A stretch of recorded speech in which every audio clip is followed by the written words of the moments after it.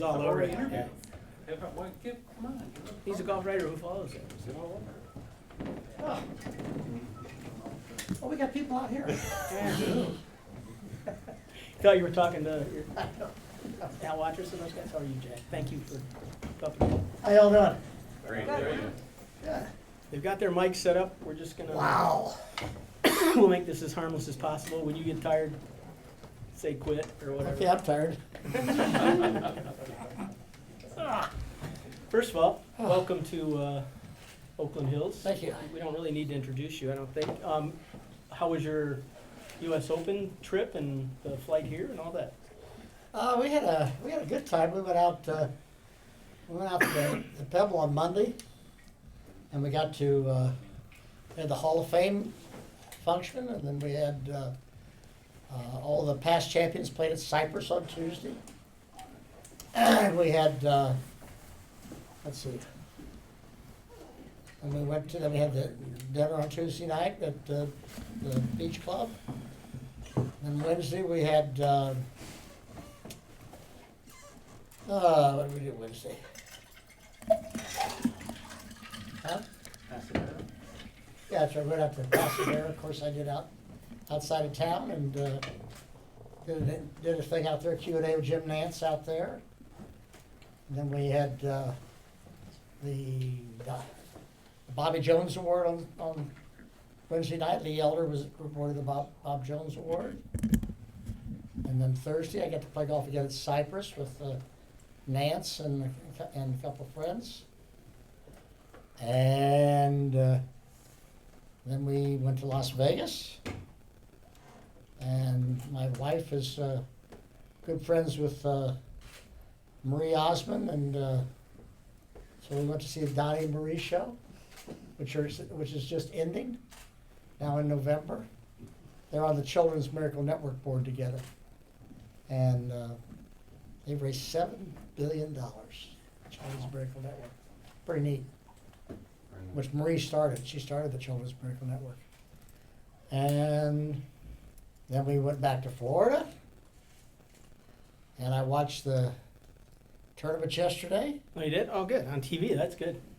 Yeah, I didn't watch any of it out there. There's no way in the world I could They keep you watch too it out busy. there. Yeah. And then, believe it or not, I got an airplane that came up here this morning. Well, thank you. We're glad you're Outside here. of that, I haven't done anything. Hey. People usually get their money's worth out of you, Jack.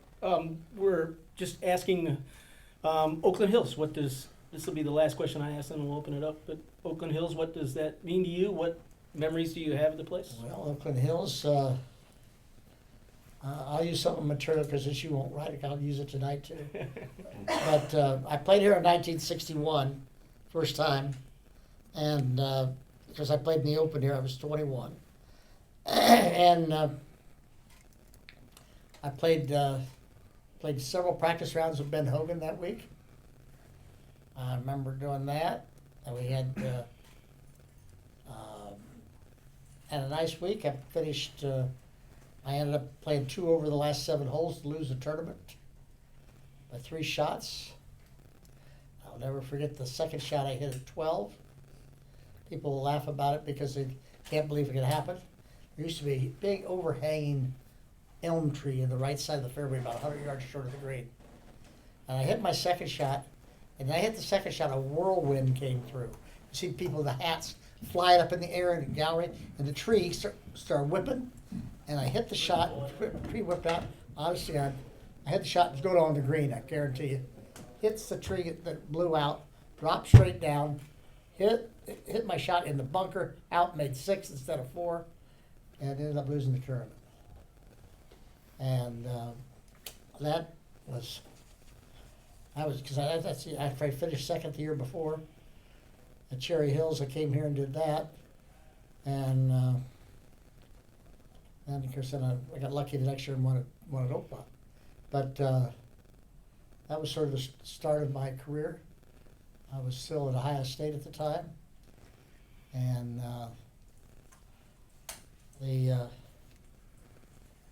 I enjoyed that. I enjoyed playing up here. I was very flattered to play with Hogan. I played with Hogan at 60 at Cherry Hills in the last 2 rounds, and the next year at Augusta, he walked in the locker room with a couple of pair of shoes over his shoulder. He called everybody fella. He says, "Hey, fella, how you doing?" I said, "Fine, Mr. Hogan. How are you?" And he says, "Good." He says, "You got a game?" And I said, "I do now." And so we went out and we played a couple of practice rounds at Augusta. And then when I got here, he did the same thing with me. Got here and asked me to play a couple of practice rounds with him. So I was very flattered that Ben Hogan took an interest in a young kid. And it was a big part of my life. Good. Let's go questions, Joe. Yeah, thank you. When you drove around the course, did some of those memories come out there? Did you We drive didn't go around this course. I thought you went, did you We went want to North the course. Okay. Yep, never been over there. So no memories came out of me. But There you go. yeah, I remember this course well. I played here in the the Open in '61. Then we had the Carling in '65. I think I screwed up the last couple holes there too. Bobby Nicklaus won that one. And then let's see, Gary won in '72, didn't he? Yep. And I don't remember where I was there. And then what, David Graham won '79, is that right? That's correct. About right. That's all on the And, rocks out there. And then I came back and played '91, I guess. Maybe there might have been something else in the '80s, was there? There's something '85? Yeah, '85.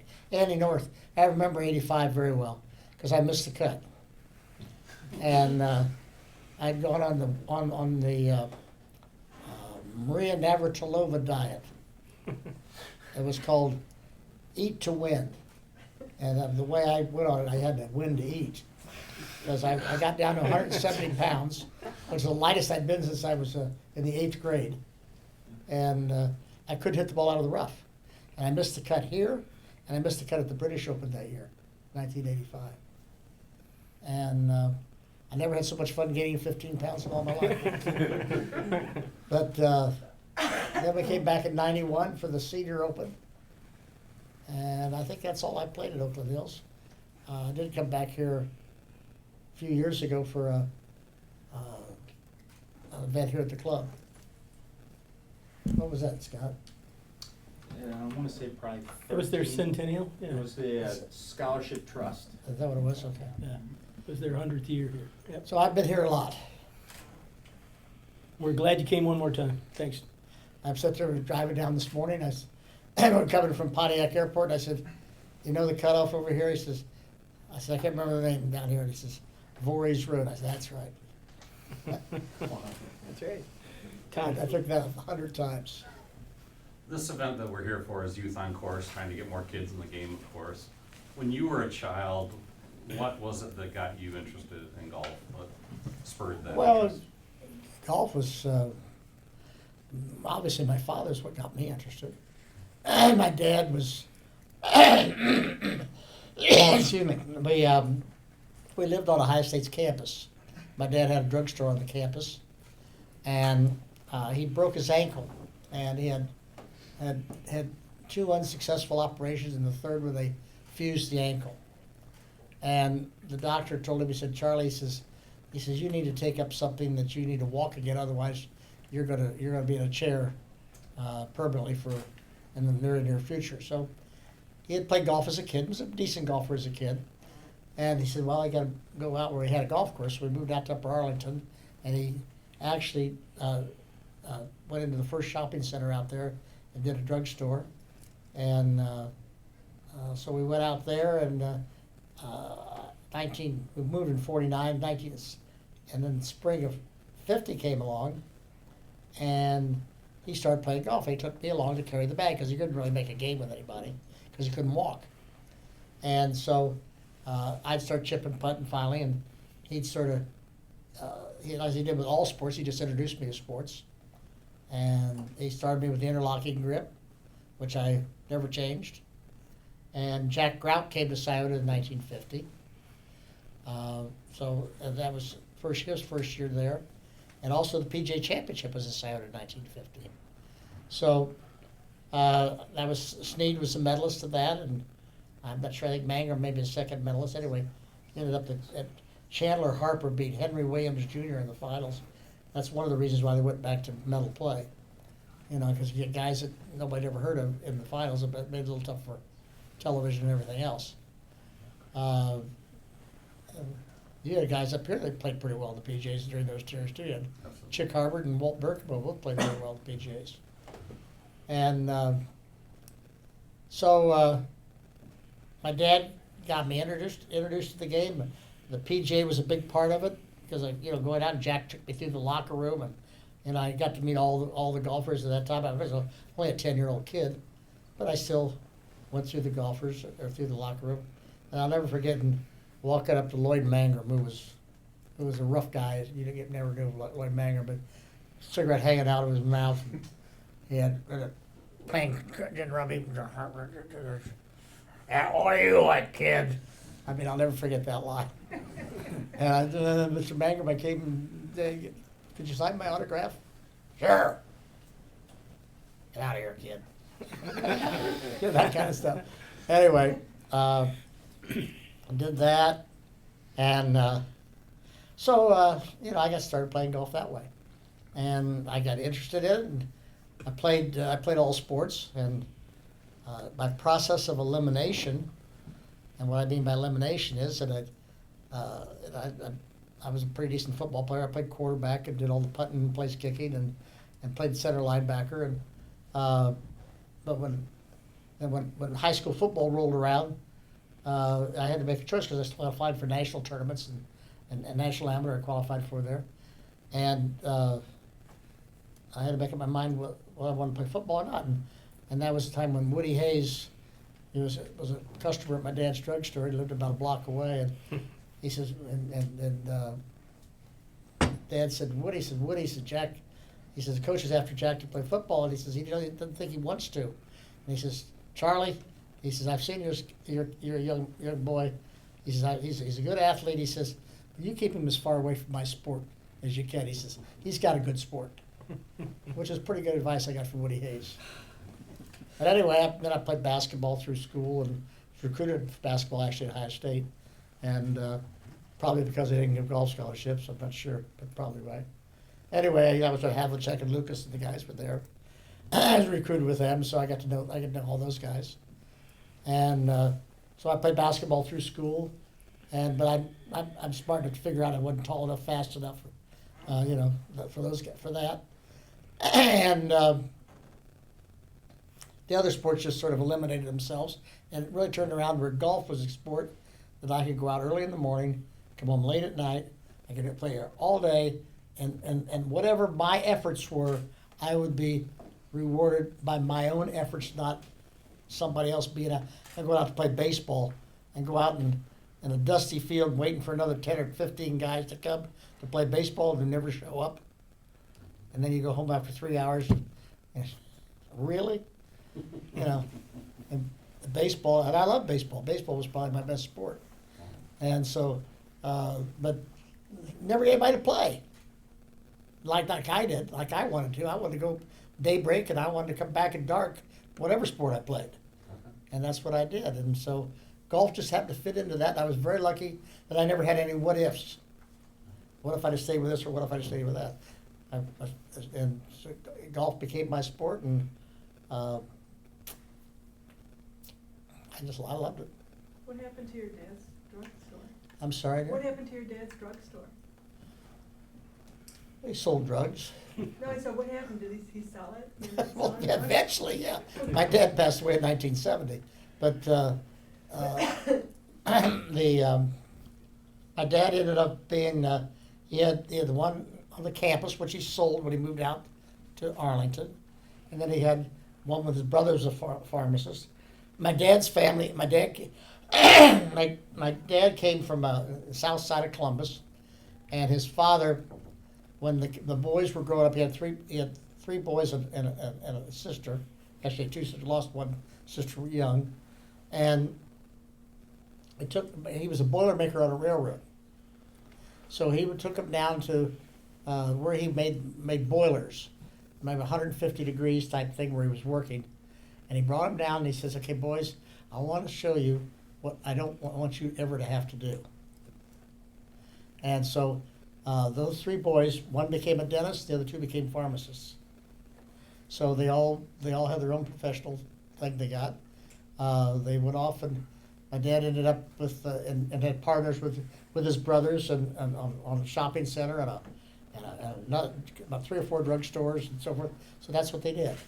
And his last brother just passed away here about 2 or 3 years ago, and he was about 15 years younger, but he was in there, and he actually he moved out west, but that's all right.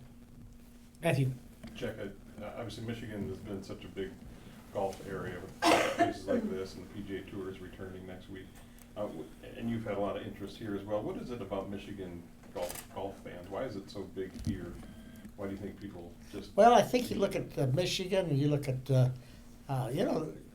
state where I think more golf is played per capita is actually Minnesota.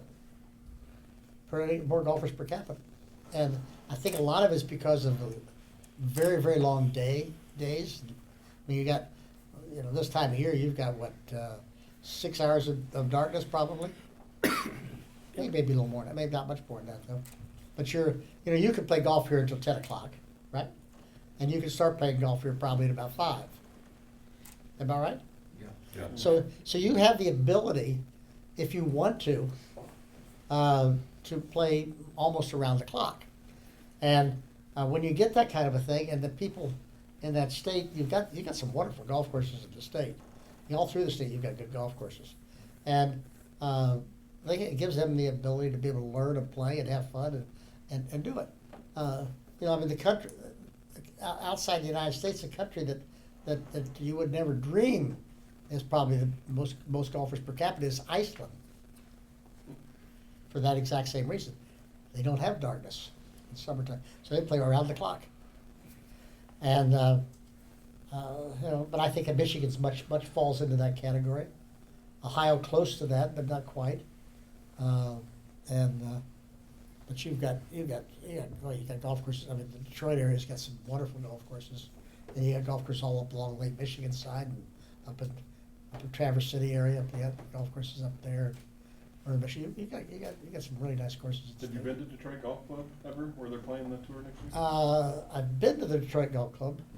I was there a couple of years ago, Scott? And was it an anniversary? Yeah, I was there, but I've never. Did I play? I don't think so. Didn't I play? Didn't I play some holes? I don't remember. Yes and no. But that's where Arnold won, right? He did way back. He won the 50, Yep. 54 amateur there. Yep. It reminds me of the first time I met him, 1953. I didn't meet him. 1953, I was playing the Ohio Amateur. 1954, actually, it was that year. 1954, I was playing the Ohio Amateur in Toledo, and it was pouring down rain, and I was the only golfer on the golf course on a Tuesday.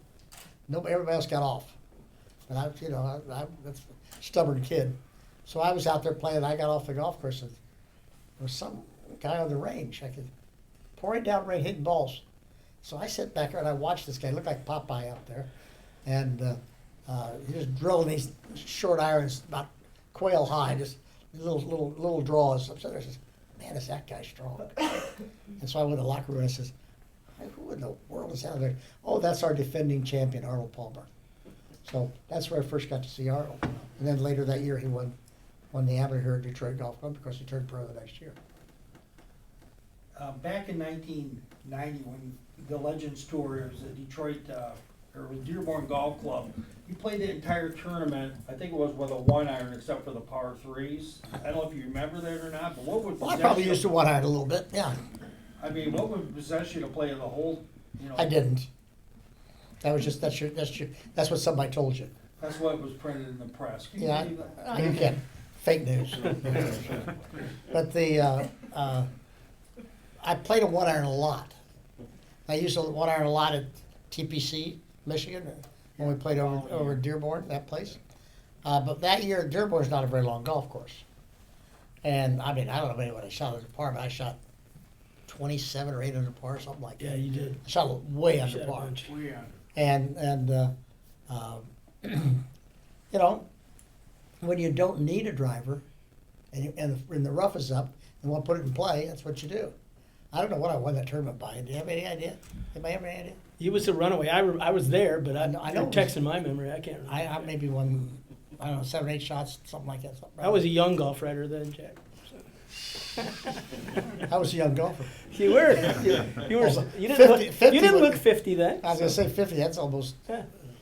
30 years ago. All right. Anybody else got one? So anyway, but no, what possessed me to use a one iron? I used a one iron a lot. When I won at Cherry Hills, when the Cedar opened there, I probably hit a one iron there half the holes. One iron was one. Well, you saw him at Pebble Beach last week. He played a ton of irons. The guys did. You know.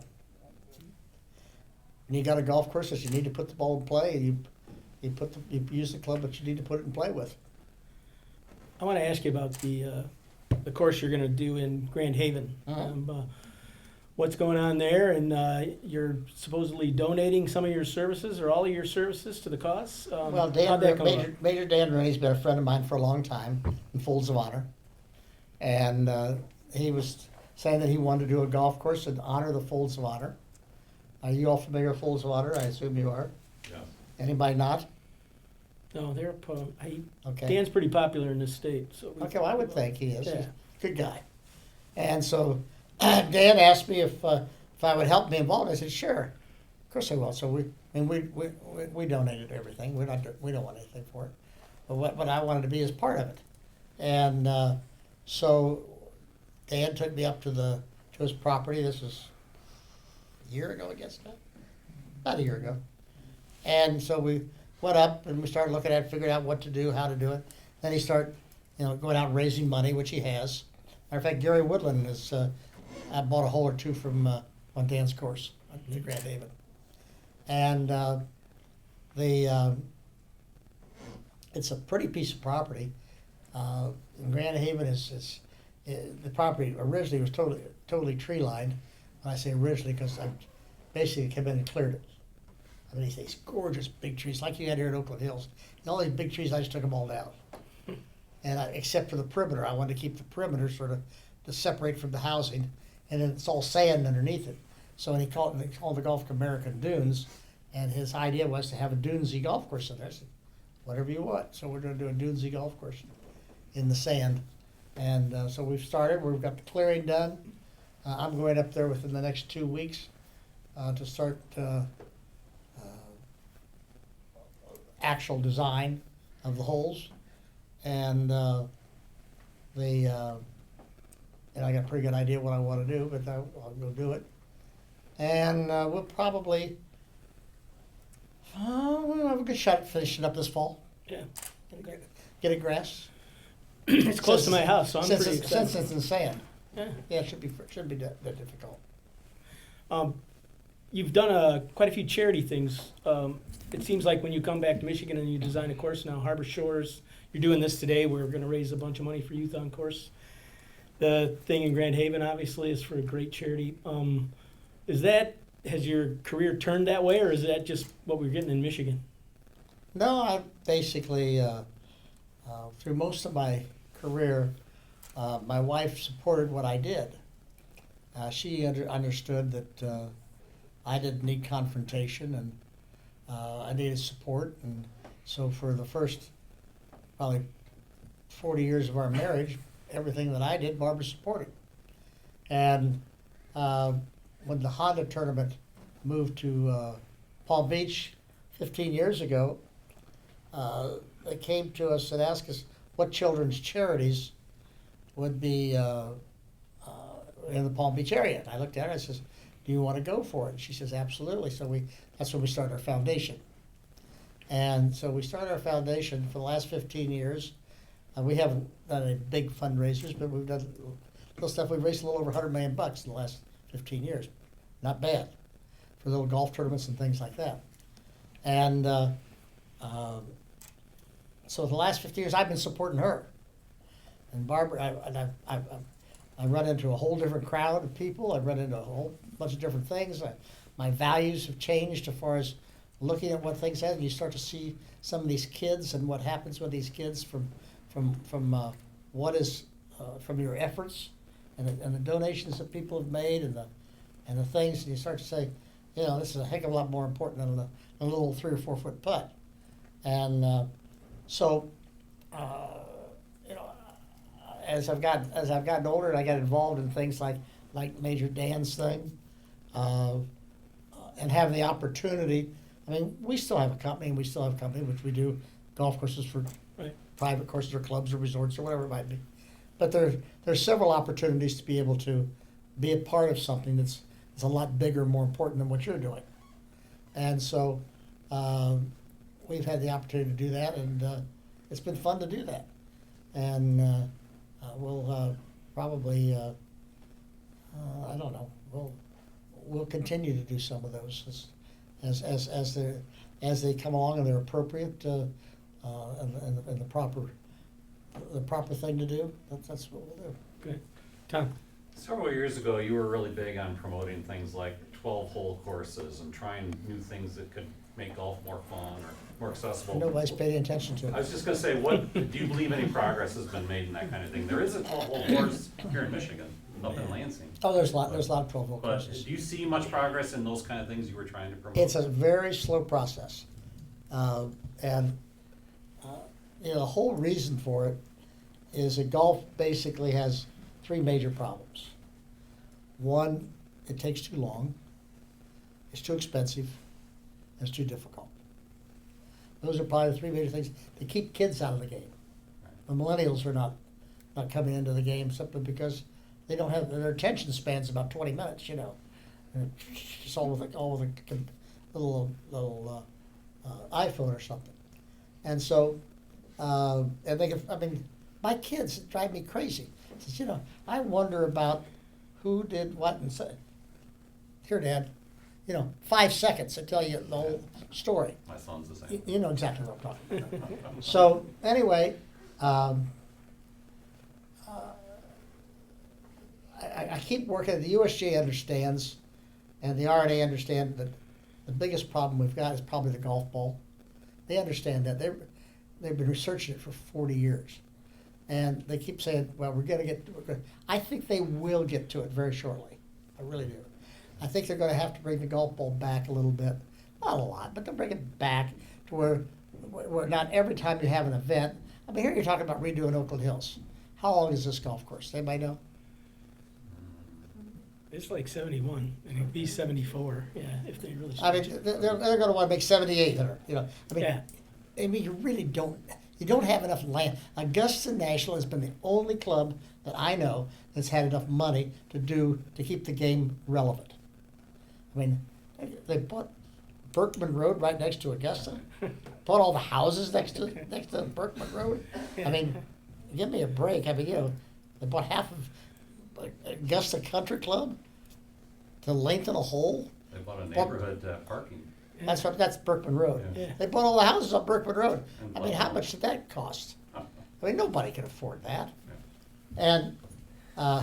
And so they've kept up with it, but nobody else can. And so the golf ball is a controlling factor of that. If the golf ball goes shorter, you don't need to keep adding land. You don't need to we're going to run out of water. We're going to run out of money. We're going to run out of time. I mean, the game of golf, when we first went to the British Open, and that was first year I played 62, we played 2 hours and 25 minutes. That's how long it took us to play. If you played in 2 hours and 30 minutes, you're on the clock. I mean, that's how fast we played. And that's the way they played. That was their natural way to do it. And so, even over there it's slowed up. But we need to get back. There isn't any other sport that really, other than a 5-set tennis match, that doesn't play in 3 hours or less. All your other sports play in 3 hours. And so, golf needs to get there too. It needs to get somewhere in that area, whether it's 12 holes, whether it's not about the tour. The tour is very healthy. But even them, you on tour today, the average golfer can't relate to a tour player. When I was growing up, I hit it 15 or 20 yards further than the club champion. We could go out and have a game, and he knew the course that I didn't. More than likely, he was a pretty even match. Today, could you imagine Tiger or Brooks Koepka or one of these guys come up here and play your club champion? I mean, they hit it 100 yards by him, and you know, and they'll just drum them. But I mean, but the average golfer doesn't relate to what's going on today, and it's very, and I think that's a shame, because I thought that was the beauty of the game, is for people to go out and watch the game to understand that, gee, that's what I'd like to be able to do. Well, there's no way in the world they can do what these guys do. But if the ball came back a little bit and things started to where it was relative to the average golfer again, maybe they could see the relevance and do it. And that's where I've been coming from. Yeah. And I'm not trying to change the game of golf. All I'm trying to do is make it so that people can afford it. People, the game will grow, and it's you know, right now, you know, the guys love to hit the ball a long way, right? So if you go out and you hit one ball, you hit 1 out of 20, and you might hit it 300 yards. The other 19, you hit 200 yards, and all of a sudden, gee, but look at that, 300 yards. Yeah, so what? You didn't find it. you know, I mean, that's generally what happens. And you know, golfers today, you know, they go along and they make a bad hole. They just don't give me a double bogey. You know, years ago when the golf ball didn't go so far, you kept your score and everybody kept the score. And they don't keep scores anymore. I mean, it's just, we're not going to go back 50 years, but we can go back to where the golf courses were Oakland Hills, where I grew up at Scioto, where we play the Memorial Tournament. We don't have to reinvent the wheel every time we bring the pros into play. And it's not necessary. It's a very simple thing to fix, and you know, we got to get that done so that we bring more people into the game and keep them in the game. One more from Matt. Second one, you mentioned Gary Woodland, and obviously he won yesterday for his first major. He's going to play here next week in Detroit. Yeah, how does it change for a player when you go from you're a guy out there to now you're a major champion? Is it difficult? His whole life will change. Yeah. Yeah, it'll change dramatically for him. All of a sudden, they'll walk into the club and they'll say, "Oh, hi, Mr. Woodland." They used to walk in and they say, "What's your number?" 64. 64. Your locker's over there. And you know, the press will walk in. You guys will know he's a major champion now. You walk in, you want to talk to him. And you know, nobody want to talk to him before. He's always been a good golfer, and he's a super nice guy. And so, but his life will just change dramatically. The demand on his time, the people that want to see him, people that want to invite him to do things, be part of this, be part of that. It'll change a lot. Yeah. Plus, his bank account probably changed a couple $1 million too. That's true. Thank you, Jack. That's it for this segment. We're not going anywhere for a while, I don't think. No, we're going to ask you to do just a couple little quick stand-ups, and then we'll. Yeah, well, call it. Is that all right? if you're all done. Yep. If you got any more questions, I don't I know. have one more. Go ahead. Sure. Go ahead. Jack, based on the new rules, you know, that particularly the one that you can pull the pin in or out, does that affect the way you are gonna design your greens or your complexes? No. No, we back in the 50s, we putted with the pin in. And, you know, I think that I don't know why they changed from it, but it's basically designed so that you can speed up play. Right. I mean, most of your players played the cart today. People don't have a caddy, and you don't have to. You get the ball on the green, you're 40 feet away. Go up, and hit your putt. You don't have to go up, take the pin out, and do all this kind of. It just speeds up play. And no, it doesn't change the way you design. And years ago, when we had that rule, we had to be very careful because pins were not uniform. Pins today are pretty uniform. They're all certain. I don't know. I guess they're aluminum pins, and they're a certain width. And before we had some were big fat things, and some were wood, some were the the ball would bounce off of them, so you had to be a little careful. But today I think putting with the pin in is fine. I don't have any problem with that. Do you think that's the most accepted of all the rule changes? And what other rules might still need time to be embraced? Well, I think it looks a little stupid dropping in from the knee, but that one I don't think much of. I mean,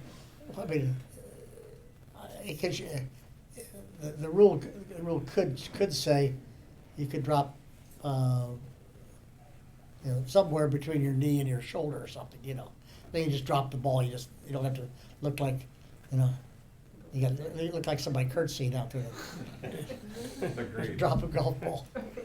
And that would sort of, although I understand why they do it. The reason for it is so that it does speed up play because the ball won't roll so far away. They won't have more than one drop. But it's a little silly.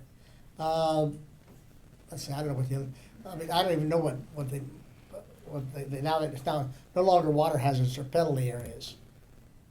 I don't know what that means. They have, I think the out of bounds rule that they have for the average person, they don't use it on tour. Whether you hit a ball out of bounds, you find it out of bounds, just take an arc. I think that's reasonable. I think that speeds up play a little bit. I think that's probably reasonable. Give me another one. Give me one of the rules. As a TV viewer, I love the flag stick in the hole, to be honest. I like. Sure, it's fine. You can see a lot better. I think that's Absolutely. better. Yeah, I don't have a problem with that.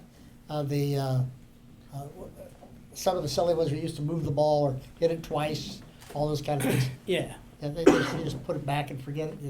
If you haven't intentionally tried to move it, then just move it back. Yeah, and the double hit, they got rid of that. Double hit, they got rid of that. Yeah, that's a solid thing. I mean, I don't play golf anymore, so I don't know what the rules are anymore. I can't pay.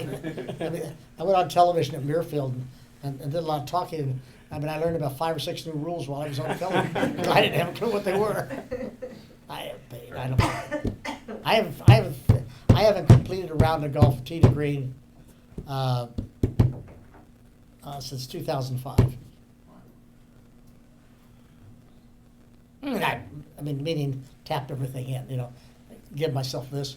I've putted enough of those. Those are good. That was like Not a lot of that was side- like playing golf with Bill Clinton. Bill Clinton says, "I'll give you yours if you give me mine."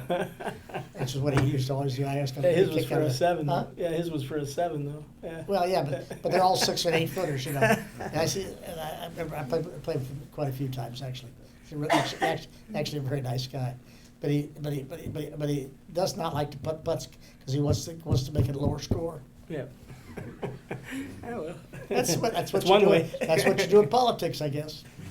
But anyway, I don't know what any of the other ones really. I can't think what they are. You're fine.